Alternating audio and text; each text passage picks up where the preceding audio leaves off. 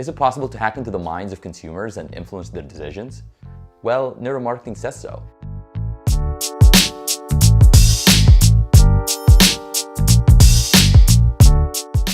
So what is neuromarketing? Neuromarketing is the field of marketing which uses medical technologies such as functional magnetic resonance imaging, the fMRI, to study brain's responses to marketing stimuli, and that could be like a message or an ad. Researchers use the fMRI to measure changes in activities in parts of the brain and to learn why consumers make the decisions they do and what part of the brain is telling them to do it.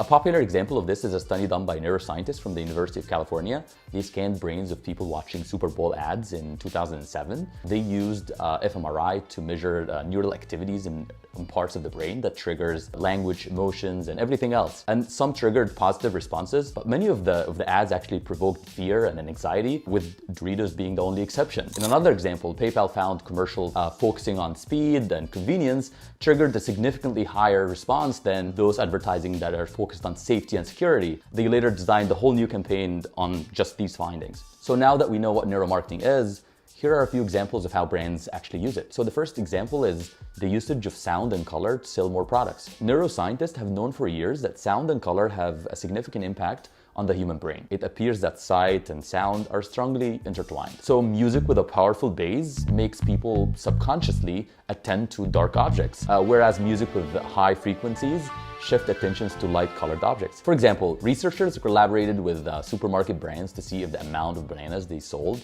could actually be influenced by manipulating the colors of the shelves or audio frequencies or the sound in the store. The color lightness was manipulated by creating both white and black shelves to stock the bananas on. The audio was manipulated by mixing the same supermarket music with either prominent high or low pitch frequencies. Guess what the results were? It turned out that people buy almost twice as many bananas from the light shelf than the dark shelf when surrounded by high pitch music as opposed to low pitch one. Another example is the direction of the model's face. The direction of a face in a photo causes customers' eye to point to the intended section. A study conducted by Neuroscience Marketing put a photo of a baby with the face looking at the viewers. The result shows that the viewers were looking back at the baby. When they put the second photo with the face looking towards the ad copy, the viewers started looking at the ad copy. With the help of eye tracking technology, heat maps, the study located the areas that attract the maximum attention of viewers and helped marketers optimize placement for ad copy based on the direction of the model's gaze. For example, if I look there, neuromarketing also tells us that smiles sell. Many marketers rely on stock photography in order to personalize their website. This could be a quick way to show personality, humanize the brand, but what should be considered when selecting the best option? Well, study shows that mood-boosting images can affect customers' willingness to spend. Another important application of neuromarketing is package design.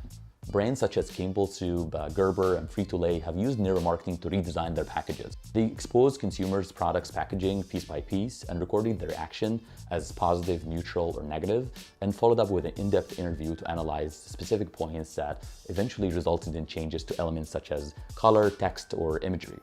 The food company Frito-Lay, for instance, discovered matte bags with pictures of potatoes did not trigger a negative response, whereas shiny bags with pictures of chips on them did. Within a month, they scrapped the shiny bags. Next, we have the impact of fonts. The book Brainfluence by Roger Dooley, which is a great book on the subject, by the way, describes experiments marketers conducted regarding fonts. Experiments conducted at the University of Michigan shows that consumer truly can be affected by simple versus complex fonts. If you need to convince a customer or client to perform some sort of task, you should describe that task in simple, easy-to-read font. This, of course, goes without saying for all websites, forums, instructions, on bills, and so on and so forth. It needs to be easy to read and simple. The harder something to do or understand, the more friction it creates, the less likely people will take action. But in the contrary, complex fonts aren't always bad. While simple, easy-to-read fonts are ideal for consumers to take actions, memory recall is significantly boosted with complex fonts. So complex fonts are great for memory, but this doesn't mean that you should use complex fonts for things like your logo, phone number, or tagline. Use this tactic for important information only on your site. A complex font will not only be more memorable, but also grab more attention. Now we know what neuromarketing is and how brands typically apply the learnings of neuromarketing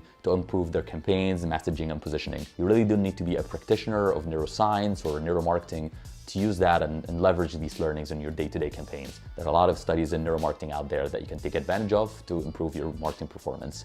If you're interested and want to geek out more on the topic, Coursera has a class in neuroscience and neuromarketing, and we'll link to it in the description below. Thank you and see you soon.